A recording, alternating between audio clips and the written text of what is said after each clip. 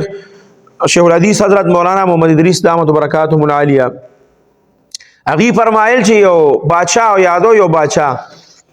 وی هغه یو خوب ولید نو اعلان یو ک چې ما خوب لیدل دي او د دې تعبیر به ما تاسو کوی وی په غون ملک خبره خوره شو چې بای بادشاہ خوب لیدل دي او داسې یو تعبیر خکون کې والا چې دی هغه دی ولا لاړ شي معبر چې وته وي چې هغه ولا تعبیر وباسي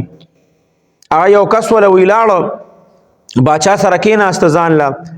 بادشاہ وته وی چې یاره ما خوب لیدل دی بیګا چې زما د خلینو دا ټول غاخونه لاندې پریوتی دي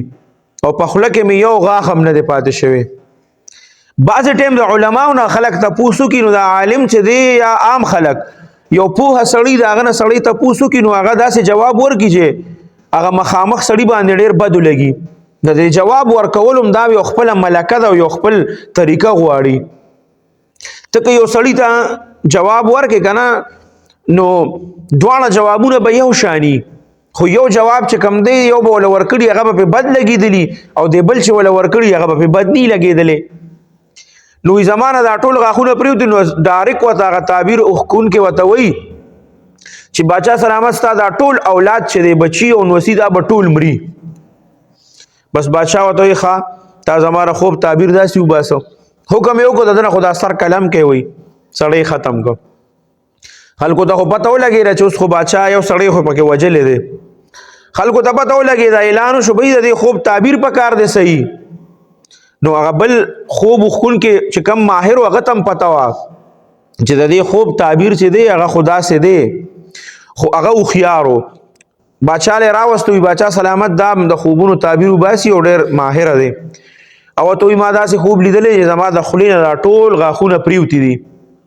نو هغه لومبني کما کلو هغه وردا جواب ورک چې ستاده بچي او د اولاد دا بټول مري هغه شان جواب ولدم ورک خو په طریقې ورکسوي و د بادشاہ سلامت ستا عمر به ډیر زیاتی او دون ډیر عمر به دی کنه ډیر عمر چې د ټولو نه په اخره کې په خپل خاندان کې تمرې نو جواب هغه شان شو کنه شو او هغه شان شو هغه ته وی چې ستا اولاد او بچی چې کم دي دا بمري او چې مړ شو نو دنه مخ کې مړ شو کنه خو هغه ته دا وی هغه په بادشاہ باندې بدو لګید او بادشاہ ته دویم جواب چول دی سړی ورک چې ستا عمر سیوا دی او ته په خپل خاندان کې د ټولو نه رستمره دوره پکې سره بچیو نو وسیرانه وستل نو بادشاہ خوشاله شو دله انعامات ورکړه باکې دا